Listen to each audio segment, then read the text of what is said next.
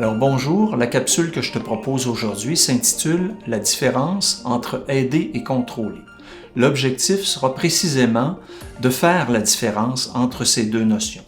Souvent, alors qu'on pense vouloir aider l'autre personne, on va involontairement la guider, la diriger, lui donner des conseils, à un point que parfois on ne laisse pas l'autre personne décider de ce qu'il ou elle voudrait.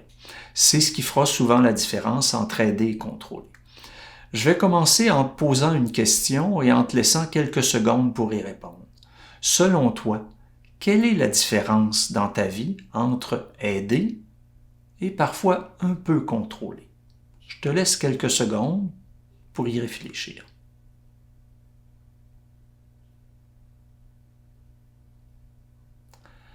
Maintenant, je vais te présenter un tableau où on va mettre en parallèle ces deux réalités, aider et contrôler.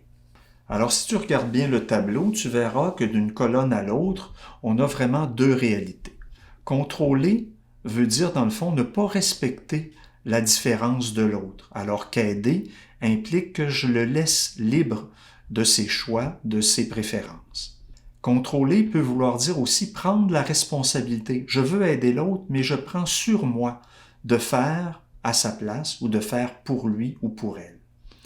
Alors que aider voudrait dire de respecter le choix de l'autre, de l'accompagner, de lui offrir du soutien.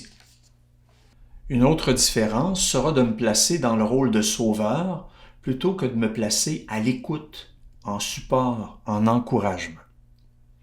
Un autre élément de différence, dans contrôler, j'ai des attentes pour l'autre. Je voudrais qu'il ou elle fasse. Je voudrais qu'il lui arrive ceci ou cela. Alors que aider impliquera de négocier des ententes avec l'autre personne, de lui proposer, mais de lui laisser le choix. Autre différence entre aider et contrôler. Contrôler, je laisse croire que ma manière est la bonne et que la sienne n'est peut-être pas aussi bonne. Aider impliquera peut-être un effort pour moi parce que je devrais respecter son rythme et à la limite respecter les préférences de l'autre plutôt que de le convaincre de mon point de vue. Un dernier élément, c'est que je le veuille ou non, lorsque je me positionne dans le paradigme de contrôler, je traite un peu l'autre comme un enfant et je me positionne peut-être inconsciemment comme son parent, celui qui lui dit quoi faire. Dans la posture d'aider, je traite l'autre en adulte et je lui propose d'adulte à adulte des suggestions, des idées, tout en lui laissant le plein contrôle des choix qu'il fera. Je vais te donner dans les prochaines minutes, en te présentant un autre tableau, quelques exemples en lien avec une situation. La situation sera la suivante. Un conjoint veut encourager sa conjointe dans son projet d'études. Mais nous verrons que parfois, dans sa manière d'aborder la chose, il est plutôt en train d'imposer son point de vue à sa conjointe. Donc voici quelques exemples de comment j'exerce, bien que ce soit pas mal intentionné, du pouvoir sur l'autre. Je contrôle. Par exemple, je dis à ma conjointe, tu devrais étudier, tes examens sont demain. Je la surveille. Tu ne prends pas ça au sérieux, tu es toujours sur ton cell. Je la manipule. Si tu étudies, je vais m'occuper des enfants. Si tu étudies, peut-être qu'on pourrait se permettre une sortie. Menacer ou reprocher peut aussi être une autre posture que j'adopte lorsque je prends pouvoir ou contrôle sur l'autre. Ouais, si c'est comme ça, je vais arrêter de te payer tes études si tu ne prends pas les choses assez au sérieux. Donc, vous voyez, ce sont les postures où je prends du pouvoir ou du contrôle sur l'autre.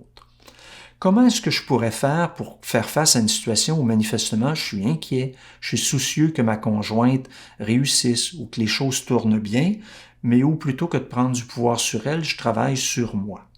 Alors, première chose, je pourrais identifier ou exprimer mes émotions, lui dire « je suis inquiète » ou « je suis un peu déçu » ou « je suis un peu insécure que ça ne marche pas bien ton projet » ou « tu as des difficultés, est-ce que je me trompe, est-ce que je m'inquiète pour rien ?»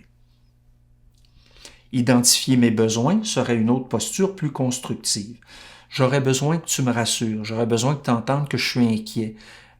Peut-être que je m'inquiète pour rien, peut-être que je dramatise, mais rassure-moi.